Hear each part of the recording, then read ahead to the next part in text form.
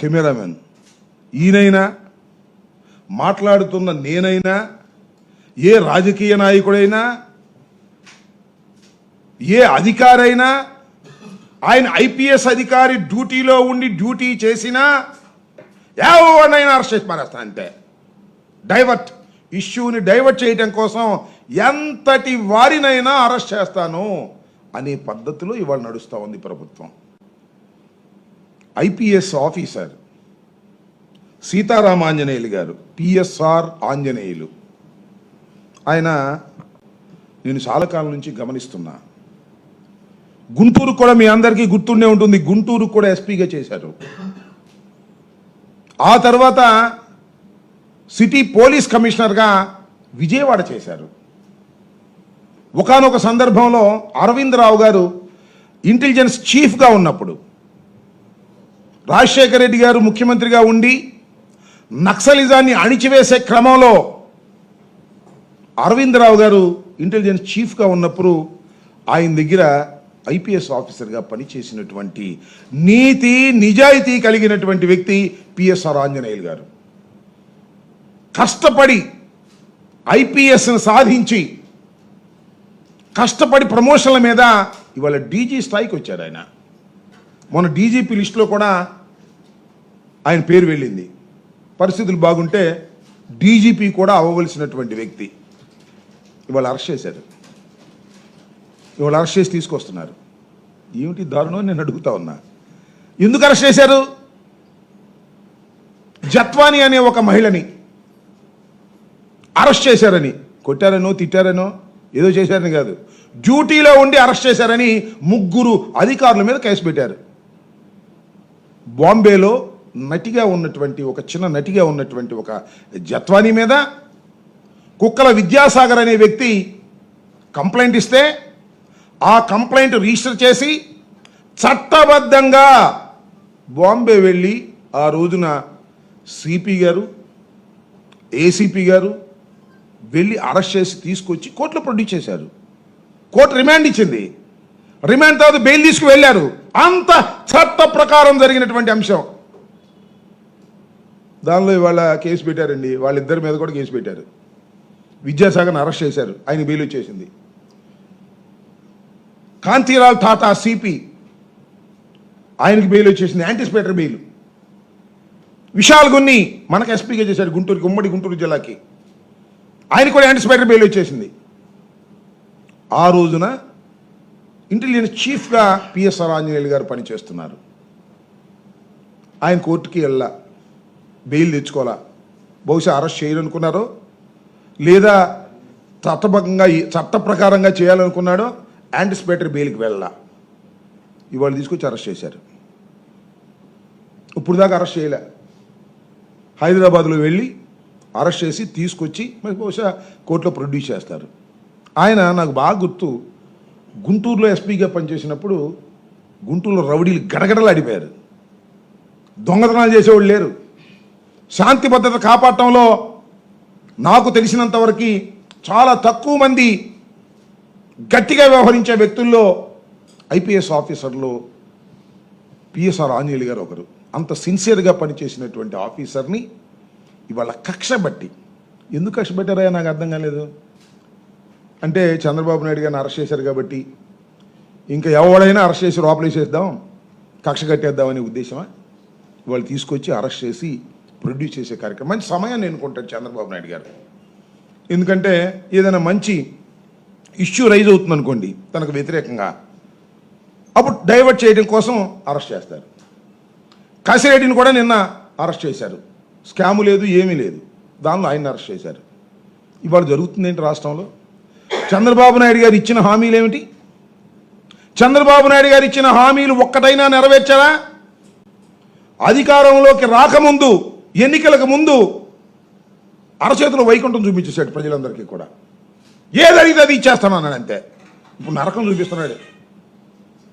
నా వల్ల కాదు, అప్పుడు ఏదో చేద్దాం అనుకున్నాం కానీ చూస్తే భయం వేస్తుంది, నేను చేయలేను అని చేతులు పైకేసేసాడు. ప్రజలందరూ ఏమనుకుంటున్నారు? చంద్రబాబు అంతా దొంగ ఎవరు లేరు, అబద్ధాల కోరు, ఎన్నికలకు ముందు ఏదైనా చెప్తాడు, ఎన్నికల తర్వాత ఏది చేయడు అని జనం చర్చించుకుంటున్నారు. చంద్రబాబు నాయుడు గారు 11 మాసాలు అయిపోయి 12వ మాసంలోకి ప్రవేశిస్తున్నారు. సంవత్సరం గడుస్తూ ఉంది. సంవత్సరానికి పండగ జరిగిద్ది.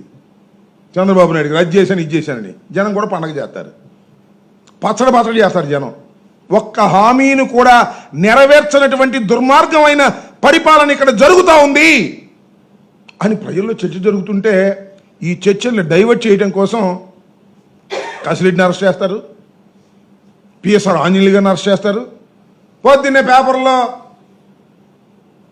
IPS officer PSR Anjaneyulu arrest, అది హెడ్డింగ్.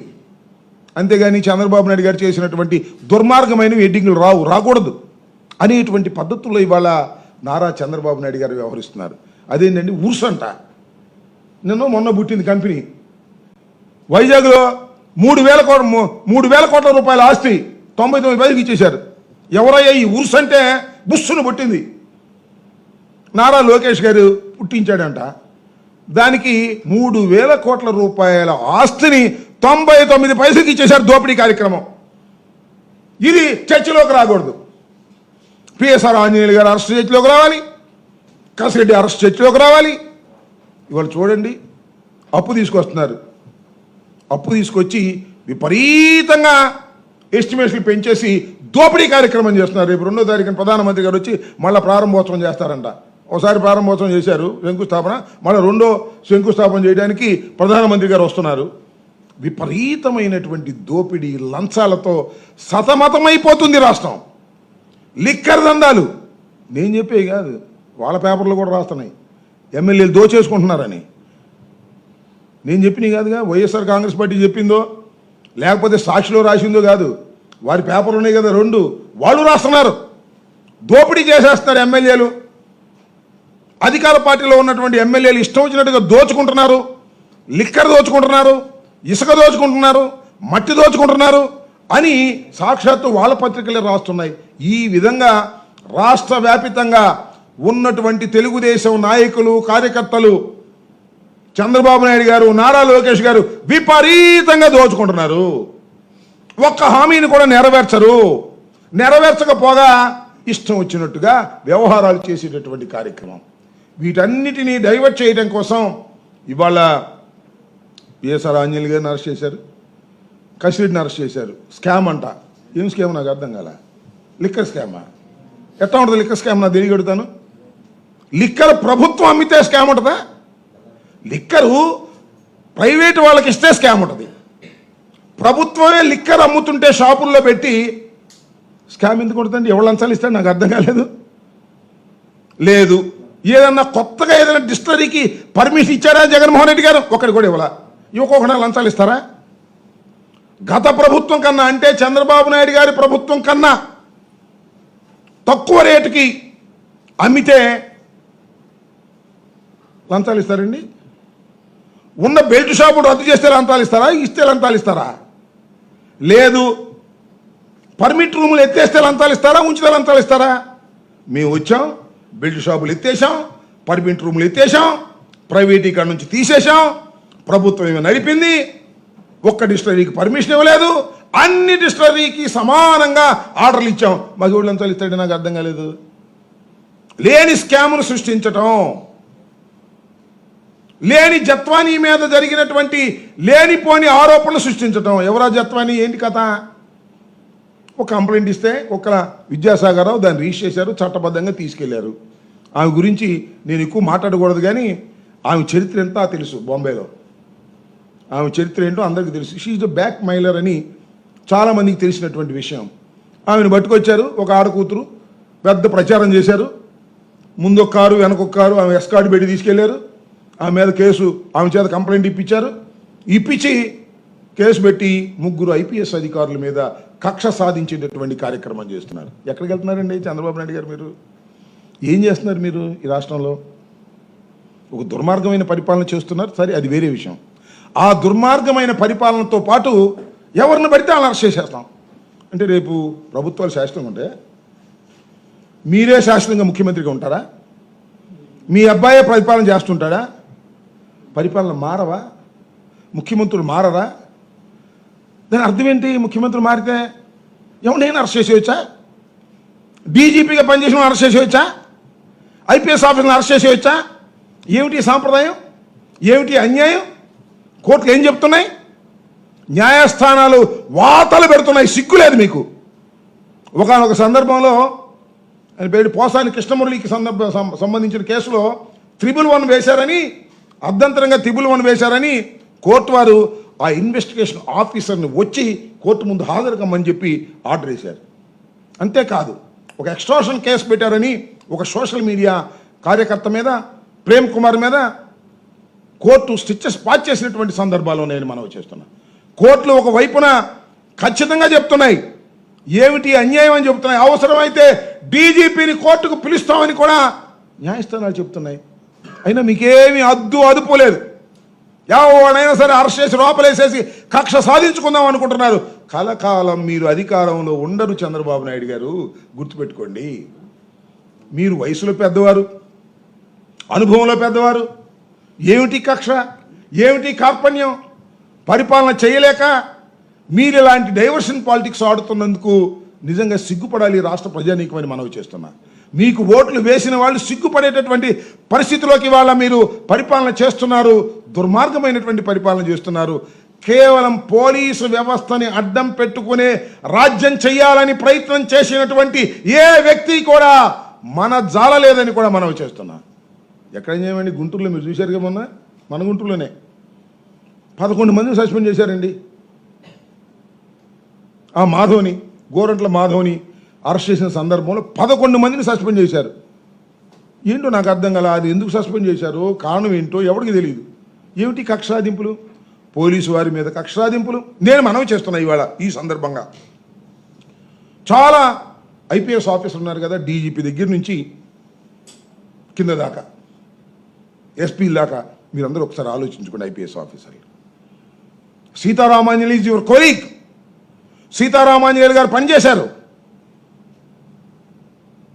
టాటా పనిచేశాడు, విశాల గున్ని పనిచేశాడు. మీలాంటి అధికారులే వారు, గుర్తుపెట్టుకోండి. వాళ్ళ ముగ్గురిని ఇవాళ మీరు ఈ ప్రభుత్వం వేధిస్తుంది. మిమ్మల్ని అడ్డం పెట్టుకొని మీరేగా అరెస్ట్ చేసి తీసుకొచ్చింది. రేపు ప్రభుత్వాలు మారితే మీ పరిస్థితి ఏంటి? మిమ్మల్ని కూడా అరెస్ట్ చేసేయచ్చుగా. మీరేమన్నా చట్టాలకి దీనికన్నా పెద్ద ఈ సాంప్రదాయానికి అతీతులా మీరు? చెప్పండి, నేను అడుగుతా ఉన్నా. ప్రతి ఐపీఎస్ ఆఫీసర్ ఆలోచించుకోమని మనం చేస్తున్నా. మీ విధి నిర్వహణలో అరెస్ట్ చేస్తారు, మమ్మల్ని కూడా అరెస్ట్ చేస్తారు. చాలామంది అరెస్ట్ చేశారు కదా. జగన్మోహన్ రెడ్డి గారిని అరెస్ట్ చేశారు, అరెస్ట్ చేయలేదా? పివి నరసింహారావు గారి మీద కేసులు పెట్టారు, కేసులు పెట్టలేదా? ఇందిరాగాంధీని అరెస్ట్ చేశారు, అరెస్ట్ చేయలేదా? జయలలితని అరెస్ట్ చేశారు, చేయలేదా? వాళ్ళందరినీ ఇక మళ్ళీ వచ్చి అరెస్ట్ చేస్తారా ప్రభుత్వాలు వచ్చి ఐపీఎస్ ఆఫీసర్ని? ఏమిటి అన్యాయం? ఏం చేస్తావు చంద్రబాబు నాయుడు గారు? నాకు తెలియక అడుగుతాను. చాలా అనుభవజ్ఞుడు కదా నువ్వు. కలకాలం ఇలాగే ఉంటావా? ఉట్టికట్టు ఊరేగుతావా? ప్రభుత్వాలు మారవా? నువ్వు అపోజిషన్లోకి రావా? నీ అబ్బాయి అపోజిషన్లోకి రాడా? దుర్మార్గమా? ఏం దుర్మార్గం ఇది? నేను తెలియక అడుగుతాను. ఎవరిని పడితే ఆయన అరెస్ట్ చేసేయటం, ఎవరు నీకు వ్యతిరేకంగా మాట్లాడితే వాళ్ళని అరెస్ట్ చేయటం.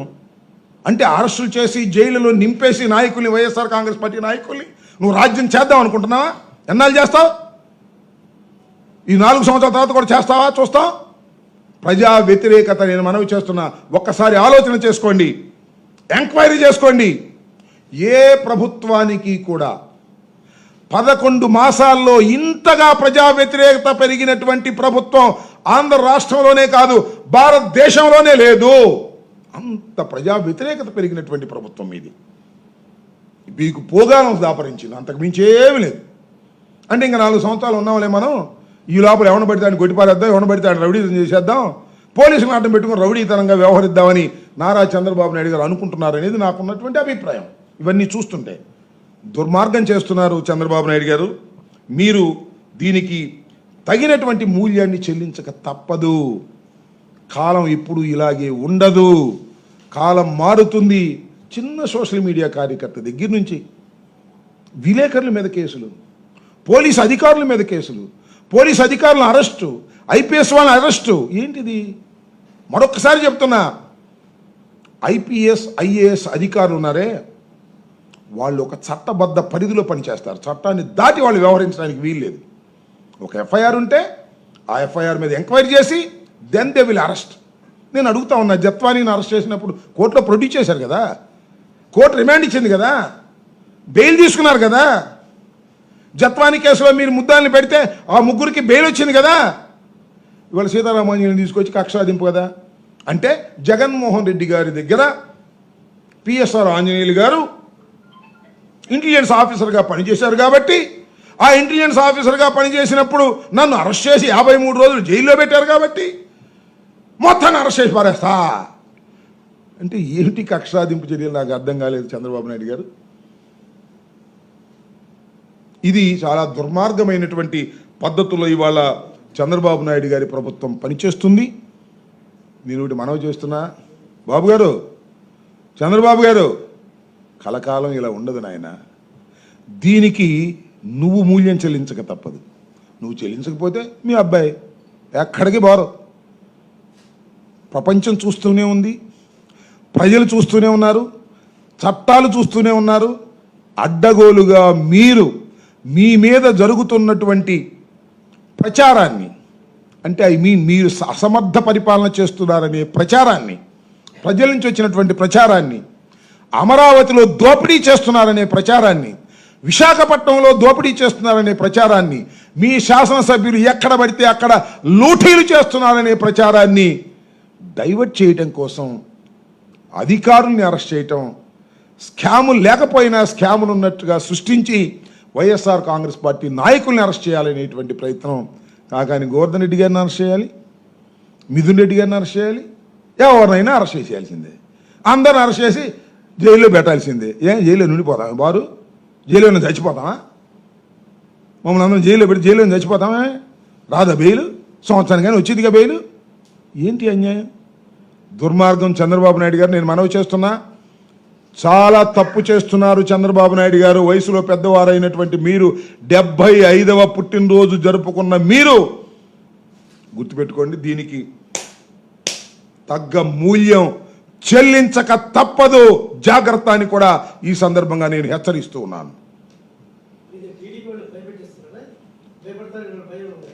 మేము టీడీపీ వాళ్ళని భయపెట్టవా? ఇది ఎక్కడ కూడా అయ్యా బాబు, మమ్మల్ని భయపెట్టకపోతే చాలు. మమ్మల్ని గదిలో పెట్టి కొడతంటే మాట్లాడాల్సి వస్తుంది. ఏం చేయాలి మేము? నేను చెప్తానయ్యా, నువ్వు చెప్పావు కదా. ఏ ప్రభుత్వం చంద్రబాబు ఏమో ఉట్టిగట్టు ఊరేగుతాడా? జీవితాంతం ఆయనే ముఖ్యమంత్రిగా ఉంటాడా? లేకపోతే వాళ్ళ అబ్బాయి ముఖ్యమంత్రిగా ఉంటారా? వచ్చి మారవా ప్రభుత్వాలు? ఎంతమంది ముఖ్యమంత్రులు వచ్చారు ఇక్కడికి? నేను రాజకీయాల్లోకి వచ్చిన తర్వాత 300 మంది ముఖ్యమంత్రులు వచ్చారు. చంద్రబాబు అపోజిషన్లోకి వెళ్ళాడు. శాసనం ఉంటాడు చంద్రబాబు అధికారంలో. నువ్వు అపోజిషన్లోకి రావా? ఓ రోజు అటు ఇటు అంతేగా. ఇవన్నీ మర్చిపోతారా? ఇవన్నీ ప్రెసిడెంట్స్ కావా? ఇవన్నీ సాంప్రదాయాలు కావా? ఏంటిదని అడుగుతా ఉన్నా. భయపెట్టవలసిన పరిస్థితిలో మేము ఉన్నామా? భయపడాల్సిన పరిస్థితిలో ఉన్నాం. భయపడాల్సిన పరిస్థితిలో ఉండి గుండె ధిటవ చేసుకొని రాటు తేలుతున్నాం. మిలిటెన్సీతో ముందుకు వచ్చేటటువంటి పరిస్థితి మీరు కల్పిస్తున్నారు. అది గుర్తుపెట్టుకోమని మనం చేస్తున్నాం. ఓకే,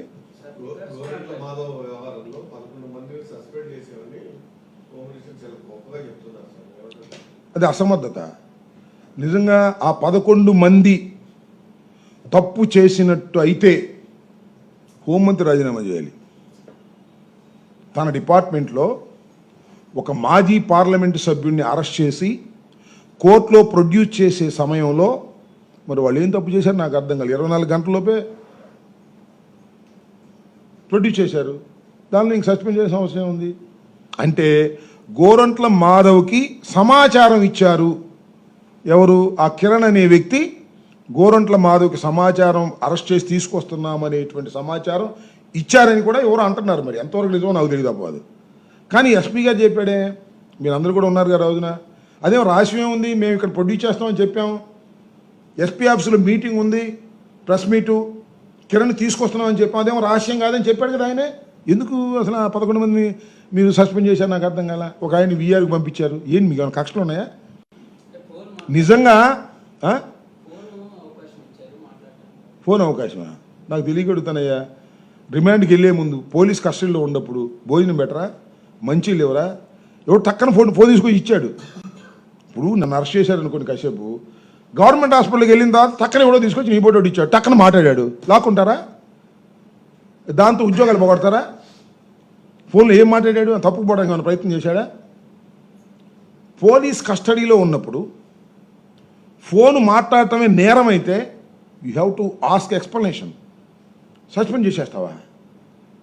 ఏంటిది? హోంమంత్రి రాజీనామా చేయాలి దానికి, అది తప్పు అయితే. ఏంటిది? దుర్మార్గం, అన్యాయం, అక్రమం జరుగుతూ ఉంది. చంద్రబాబు నాయుడు గారికి ఎవడైనా ఒకటేనండి, అతను ఒకటే నిర్ణయానికి వచ్చాడు. ఆ పెద్ద మనిషి నన్ను అరెస్ట్ చేసి 53 రోజులు పెట్టారు, నాకు అనుమానం ఉండడం లోపలేసేస్తాను అంటున్నాడు. అంతే, రెండో పని లేదు. సంక్షేమం లేదు, అభివృద్ధి అంతకంటే లేదు. అప్పులు, క్యాష్ కొట్టుకోవటాలు, లోకేష్ బాబు ఈయన కనపడేలా లోపలేసేయటాలు, అంతే అని అనుకుంటున్నాడు. గ్యారంటీగా మూల్యం చెల్లించక తప్పదు. చరిత్ర అన్నీ గమనిస్తూనే ఉంటుంది, గుర్తుపెట్టుకోవాలని కూడా ఈ సందర్భంగా చెప్పదలుచుకున్నాను. ఏమో ఏ రూపంలో ఉంటుందో మనం ఏం చెబుతాం చెప్పు? ఏ రూపంలో అయినా ఉండొచ్చు. మూల్యం ఏ రూపంలో ఉంటుందో, భగవంతుడు ఏమి నిర్ణయిస్తాడో, ప్రజలు ఏమి నిర్ణయిస్తారో మనం ఏం చెప్పగలం చెప్పండి? మూల్యం ఏ రూపంలోనైనా ఉండవచ్చును. దుర్మార్గం చేసిన వాడికి, అన్యాయం చేసిన వాడికి, అబద్ధాల కోరుకి, ప్రజల్ని మోసం చేసిన వాడికి, ఎన్నికల ముందు అరచేతిలో వైకుంఠం చూపించి ఎన్నికల తర్వాత నరకం చూపించే వ్యక్తికి మూల్యం ఏ రూపాన భగవంతుడు ఇస్తాడో మనం చెప్పలేము. ప్రజలు ఏ రూపాన్ని ఇస్తారో మనం చెప్పలేము. అది వెండి తెర మీద చూసుకోవటమే. నాకు మాత్రం ఏం తెలుసు? నేనేదైనా మూల్యం చెల్లించేది నా పాత్ర నాదేమన్నా ఉంటే నేను చెప్పగలను. భగవంతుడు ఏ రకంగా నిర్ణయిస్తాడో, ప్రజలు ఏ రకంగా నిర్ణయిస్తారో చెప్పలేం కదా. కానీ దుర్మార్గాలు చేసిన ఎవరిని వదిలిపెట్టరు ప్రజలు, భగవంతుడు వదిలిపెట్టడు.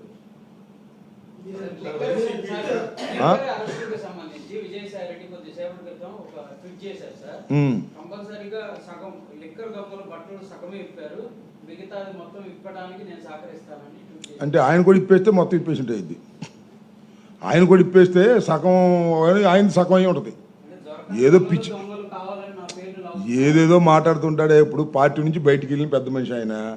పార్టీ నుంచి బయటికి వెళ్ళిన తర్వాత మా మీద బురద చల్లడానికి సిద్ధించుకున్నాడు. చంద్రబాబు చేతిలోకి వెళ్ళిపోయాడు. ఏముంది దానిలో? ఏదైనా మాట్లాడతాడు. అలాంటి వాటికి ఏం సమాధానం చెబుతాం? అడ్డగోలుగా మాట్లాడే వాళ్ళకి. మా పార్టీ నుంచి బయటికి వెళ్ళిపోయాడుగా. ఇక మా పార్టీ మీద బురద చల్లే కార్యక్రమం చేస్తున్నాడు. చేసుకొని ఎవడు కాదంట. ఇలాంటి చాలా చూసాం.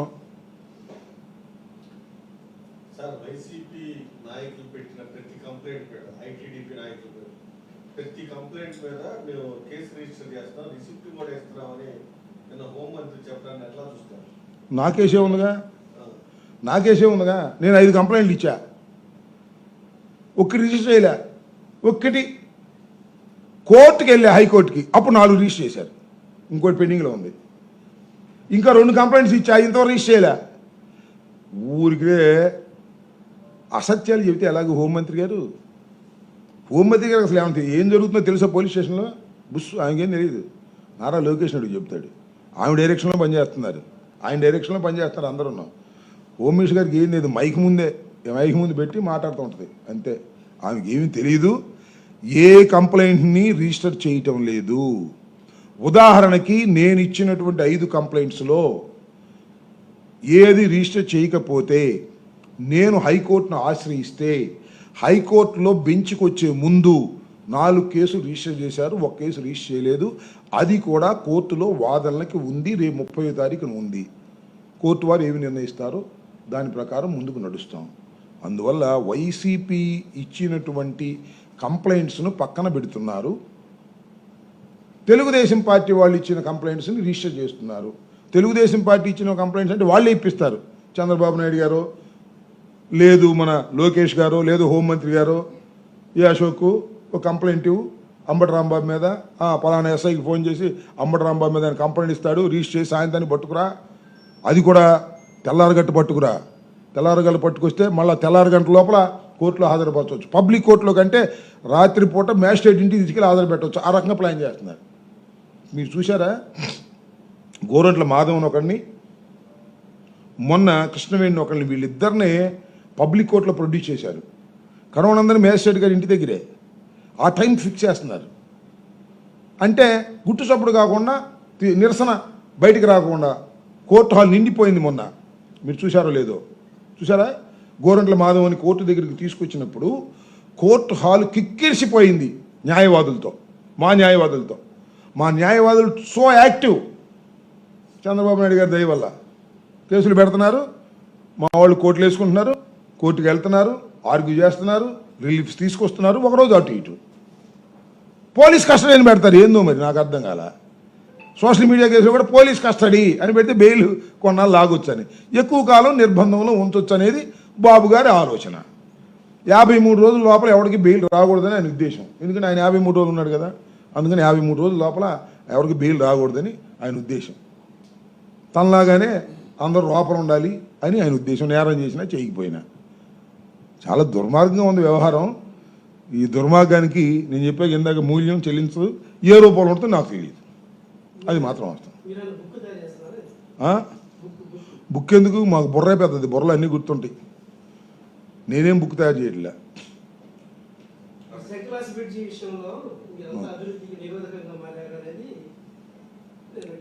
సరే, ఇప్పుడు దాని మీద చాలా చర్చ చేసాం, చాలా మాట్లాడాం. శంకర్లాస్ bridge simple question, simple question. MP గారికి, గౌరవ ఎంపీ గారికి మనవి చేస్తున్నా, సింపుల్ క్వశ్చన్. అంతకుముందు ఎంపీ గారు ఉన్నాడు కదా, ఎవరైనా గల్లా జయదేవ్ గారి టైంలో వేసినటువంటి డిపిఆర్ ఎందుకు మీరు కాదంటున్నారు చెప్పండి నాకు? సింపుల్. మీ ప్రభుత్వమేగా, మీరేగా. కాకపోతే ఇప్పుడు మీరు వచ్చారు, అప్పుడు గల్లా జయదేవ్ ఉన్నాడు. స్పీకర్ గారు అప్పుడు ఆర్టీసీ ఆర్ఎన్బి మినిస్టర్గా ఉన్నాడు. 2 అండర్ పాసులు, పైన ఐకానిక్ బ్రిడ్జి, 167 కోట్లు అని ఎందుకు వేశారండి మీరు? మరి వాళ్ళు ఏంటి 98 కోట్లకు పడిపోయింది అంటే అర్థం ఏంటి? రేట్లు తగ్గిపోయాయి, బాగా అవసరాలు తగ్గిపోయాయా? ఈ 10 సంవత్సరాల అవసరాలు తగ్గిపోయినాయా? మీరు సమాధానం చెప్పుకోండి చాలు, మాకు అవసరంలే. మేమేదో రాజకీయంగా మీ మీద బురద జల్లాలని ప్రయత్నం చేస్తున్నామని మీరు అపోహపడద్దు. Not at all. గుంటూరులో మీరు తలపెట్టినటువంటి 98 కోట్లతో తలపెట్టినటువంటి ఆ ఫ్లైఓవర్ నష్టాన్ని చేకూరుస్తుంది. పేనాం మీద నుంచి పొయ్యిలో పోయినట్టుగా అవుతుంది. ఆలోచన చేయండి, పునరాలోచించుకోండి, పంతానికి పోకండి. ఆ రోజున 167 కోట్ల రూపాయలతో ఎస్టిమేట్ చేసింది ఇవాళ 300 కోట్లు కావచ్చు. అయినా 300 కోట్లతో మీరు చెయ్యండి. కమిషన్ ఎంత తీసుకుంటారో తీసుకోండి, మాకు తెలియదు అది. అన్ని టెండర్ పిలిచి మీ ఓడికి ఇచ్చుకోండి. మీరే మన ఎంపీ గారు ఏం కమిషన్ తీసుకునే మంచి కాదు, క్యాష్ పార్టీ అయినా. ఆ లోకేష్ గారు చెప్పినోడికి ఇవ్వండి 300 కోట్లతో. ఏంది ఇది నాకు అర్థం కాలేదు. అదేమంటే మేము రాజకీయంగా బురద జల్లుతా ఉన్నారు. చాలా అన్యాయం జరుగుతుంది గుంటూరు పట్టణానికి. పేనా మీద నుంచి పొయ్యిలో పడే పరిస్థితి వస్తుంది. ఆలోచించుకోండి, మీకే చెడ్డ పేరు వస్తుందని చెప్పాం. మేము వినమండి ఎవరి సలహాలు, మేము చేసేస్తాం, ఎవరు అడ్డం వచ్చినా చేసేస్తాం అంటే చేసుకోండి, మీరే అనుభవిస్తారు కర్మ. నేనేం చేయను, జనం తిట్టుకుంటారు మిమ్మల్ని. ఓకే.